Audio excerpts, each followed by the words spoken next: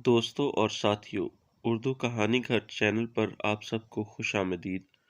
ہماری آج کی کہانی ہے ڈریکولا اور اس کا محسن۔ خون پلانے کی عادت۔ ایک بحری جہاز پر ایک ڈریکولا انسانی روپ میں سوار تھا۔ رات ہوتے ہی وہ جہاز پر سوار کسی انسان کا خون پیتا اور یوں اپنی پیاس بجھاتا۔ ایک روز یہ بحری جہاز بیچ سمندر میں کسی چٹان سے ٹکرا گیا۔ لوگ فوراً لائف بوٹس کی طرف بھاگے۔ یہ ڈریکولا بھی ایک آدمی کی مدد سے ایک لائف بوٹ پر سوار ہو گیا۔ قسمت کی خرابی کہیے، اس کی لائف بوٹ پر صرف ایک ہی شخص تھا اور یہی وہ شخص تھا جس نے اسے بچایا اور بوٹ یا کشتی میں آنے پر مدد کی۔ رات ہوئی تو ڈریکولا کو انسانی خون پینے کی پیاس ہوئی۔ ڈریکولا نے خود کو کہا، یہ بے شرمی ہوگی جو میں اپنے محسن کا خون پیوں۔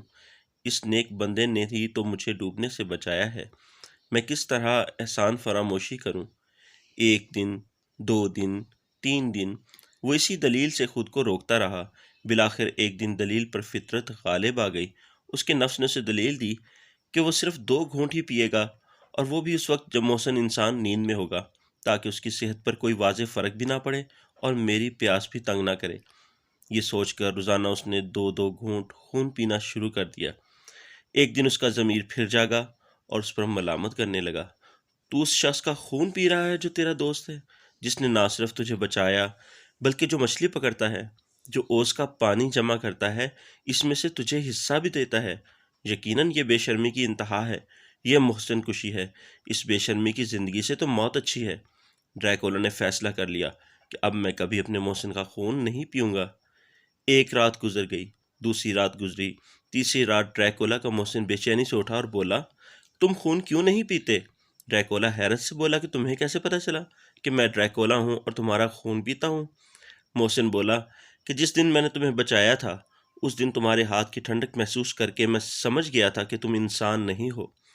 ڈریکولا نے ندامت سے بولا، دوست میں شرمندہ ہوں جو میں نے کیا، لیکن اب میرا وعدہ ہے میں مر جاؤں گا لیکن تمہیں نقصان نہ پہنچاؤں گا۔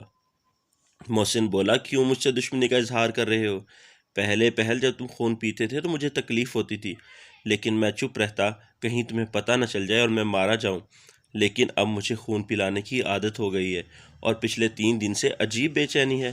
اگر تم نے خون نہ پیا تو میں تو مر ہی جاؤں گا۔ جی تو دوستو، کیسی لگی آپ کو ہماری کہانی؟ اگر آپ کو ہماری کہانی پسند آئی ہے تو اسے لائک ضرور کیجیے، ہمارے چینل کو سبسکرائب کیجیے تاکہ آپ اس جیسی مزید اچھی کہانیاں سن سکیں۔ شکریہ۔